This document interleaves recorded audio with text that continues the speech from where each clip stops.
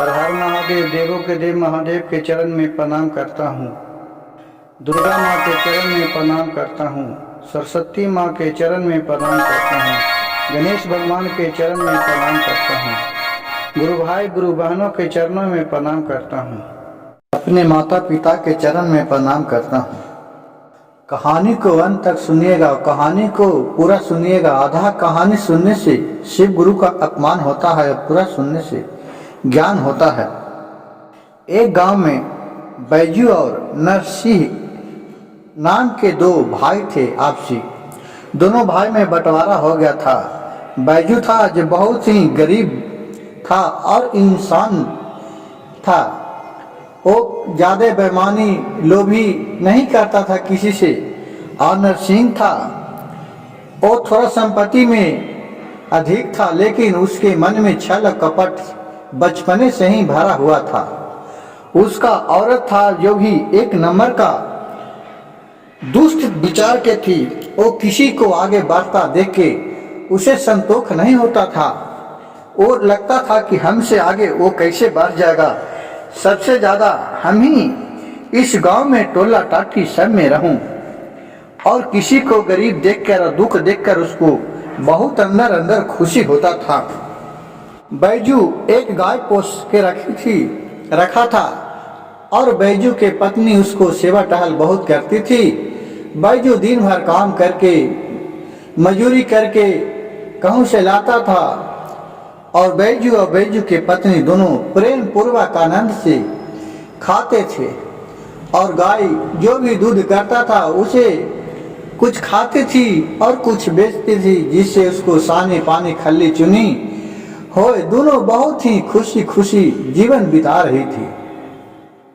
लेकिन नरसिंह के पत्नी के इसे देखकर संतोष नहीं हो रहा था कि इन दोनों बहुत अच्छा से रह रहा है। जबकि गुरु भाई गुरु बहन, सोचिए कि बैजू से ज्यादा दौलतमंद नरसिंह था, लेकिन उसका औरत था जो इतना दुष्ट विचार के थी कि जिसको कोई नहीं कहा जाता है। देखिए इस सब का लेखा जोखी शिव गुरु के पास रहता है, सब उन्हीं इंसाफ करते हैं। एक दिन के बात हुआ कि नरसिंह था जो अपने औरत के कहने पर कितने बार बैजू के गाय को मारने के लिए चाहा, लेकिन उसको जुगाड़ नहीं लगा। एक दिन देख रहा है कि मौका पाकर एक रोटी में जहर मिलाकर और गाय को चुप खिला लिया और खिला के अपना चल गया। उधर से बैजू आया तो देख रहा है कि गाय छटपटा के गिर गया। बैजू सब समझ गया, लेकिन डर से उसके पास कहने नहीं गया। कहा चलो इसका इंसाफ भोलेनाथ ही करेंगे, हम किसी को गलती नहीं किए। जो भी मेरा एक गाय था उसको भी देख के मेरे दुष्ट परिवार को संतोष नहीं हुआ। अब क्या करूं, मैं कैसे खाऊंगा, क्या रहूंगा। और जाके गाय को पास वाले जंगल में जाके अपना मट्टी मींजा कर दिया, खन के गाड़ दिया और अपने चले आया। बाकी रात के उसको गाय को चिंता सता रहा था, कह रहा था कि जो भी हमको कितना प्यारी सी गाय थी, दूध देती थी और हम दोनों पति पत्नी आनंद पूर्वक खाते थे, वो भी हमको सुख देख के लोग के संतोष नहीं हुआ। हे शिव गुरु, हे महादेव, देवों के देव महादेव, इसका आप ही इंसाफ कीजिएगा। और मैं क्या कहूँ, किसको कहूँ, जगत के रखवाला आप ही हैं, सबको धन देने वाला भी आप ही हैं, जन्म देने वाले अपने आप ही हैं, सबका रखवाला करने वाला भी आप ही हैं। आप ही पर मैं सब कुछ छोड़ देता हूँ। रात के जब सोता था तो गाय शिव गुरु के कथा अनुसार शिव गुरु ने आके उसको दर्शन दिए। सपनों में बोले कि बैजू तुम हमको बहुत ही सेवक भक्त थे, अब तो हमें तुमको देख के बहुत ही दुख हो रहा है। कहा कि क्या करूं प्रभु, मैं किसको क्या बिगाड़ा, जो भी एक गाय था उसको भी लोग ने जान मार दिया। अब क्या करूं। शिव भगवान ने बोले सपने में आके कि तुम एक और गाय ले लो। बैजू बोले कि हे प्रभु, मेरे पास तो उतना पैसा नहीं है कि जो मैं गाय कीन सकता हूँ। अब मैं क्या करूँ? मैं कहाँ से गाय लूँ? मैं कमाता भी इतने हूँ कि अपने पति पत्नी दोनों भर पेट भर खाना खाते हूँ। कहा कि ठीक है बैजू, जिस जगह पे तुम गाय को गाड़ा है सुबह में जाना, वहां जाना, उस जगह एक चक्की रखा हुआ है, चक्की को उठा के अपने घर लेके चले आना और चक्की को बोलना चल रे चक्की ठमक ठमक, तो चक्की घूमने लगेगा। लेकिन एक बात को ध्यान रखना कि उसमें चाहे चावल चाहे गेहूं कोई भी अनाज बिना एक मुट्ठी नहीं ले, तुम नहीं ये बात बोलना। और जब तुमको अपना इच्छा अनुसार जमा हो जाएगा अनाज, तो फिर बोलना रुक जा रे चक्की ले ले दम, ये बात बोलना। और एक कदापि नहीं कभी चक्की को खाली चलाना, नहीं तो इसका परिणाम बहुत ही बुरा भुगतना पड़ेगा। इतना कहकर सपने से शिव गुरु अपना चले गए। सुबह उठे, बैजू देखा क्या ये महादेव हमको सपने में तो बहुत अच्छा चीज देखा है, क्या ये सच्चा है कि मेरा सपना है? चलते हैं देखने के लिए। गाय के पास गया तो देखा कि सही में एक चक्की रखा हुआ है। वो चक्की को उठा के अपने घर लाया और अपने पत्नी से बैजू बोला, अजी सुनते हैं, इधर आइए न, क्या चीज लाए हैं? तो उसकी पत्नी बैजू को बोली कि क्या लाए हैं? ये तो चक्की है, इसको क्या करेंगे खाली चक्की को? कहा कि लाओ, घर में एक किलो अनाज है। कहा कि हाँ। तो एक मुट्ठी चावल लाया और चक्की को रखा और बोला चल रे चक्की ठमक ठमक, चक्की घूमने लगा और उससे खाली चावल गिरने लगा। चावल को इन लोग बटोरने लगा, बटोरते बटोरते गिरा चावल, 10 बोरी जमा कर लिया चावल। फिर बैजू बोला रुक जा रे चक्की ले ले दम, इतना कहा तो चक्की रुक गया। अब इसी तरह कभी चावल, कभी गेहूं, कभी चना, कभी मटर, सब चीज को लावे कीन के आधा किलो पावर दुकान से और एक मुट्ठी अपना नावे और बोले चल ले चक्की ठमक ठमक, तो चक्की चालू हो जाए और बोरी में कर ले और फिर कह रुक जा रे चक्की ले ले दम। और खूब ये अनाज ले जाके घर से बेचने लगा बाजार में और इसका दाम भी अच्छा मिलने लगा।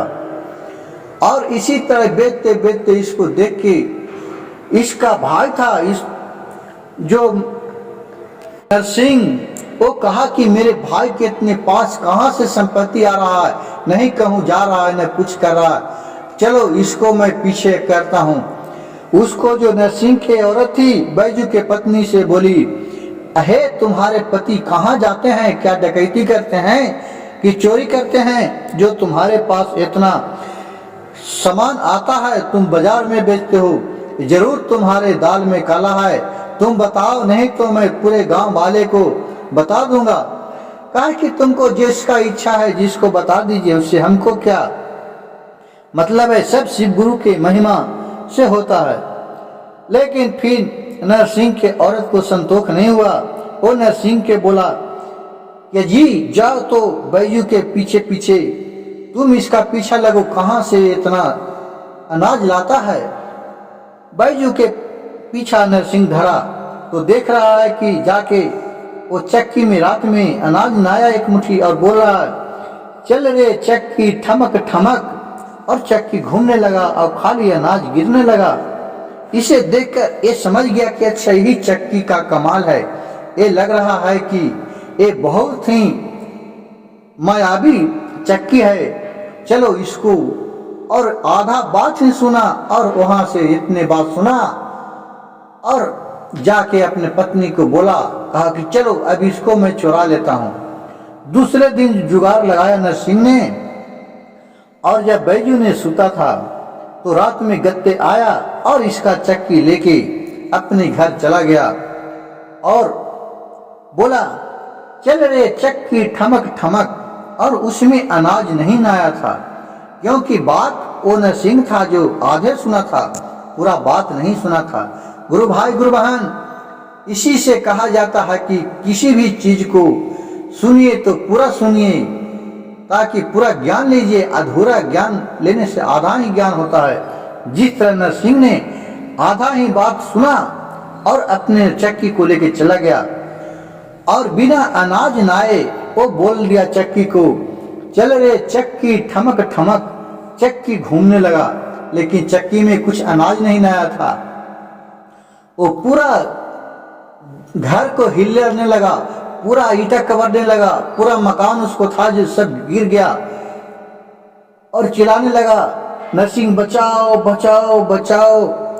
और फिर चक्की था जो वहां से घूमते घूमते फिर इसका घर चले आया और रुक गया और वो चट गया। नरसिंह जब ये चिल्लाते हुए देखा तो बैजू और बैजू के पत्नी दोनों गया कि यही लग रहा है कि भैया भाभी चपा हुआ है, और वहां से जाके दोनों को निकाला।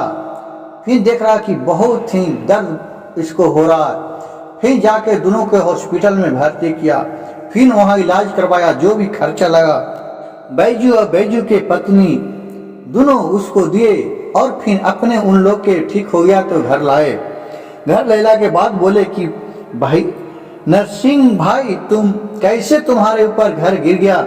नरसिंह ने कहा कि बैजू हमें तुम माफ कर दो, क्योंकि मैं बहुत ही कुकर्म आदमी हूँ।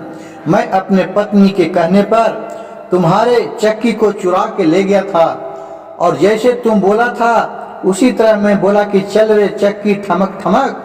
चक्की चलने लगा और फिर मेरा घर हिलने लगा और मैं चप गया और मैं फिर चिल्लाने लगा, कोई नहीं बचाने आया।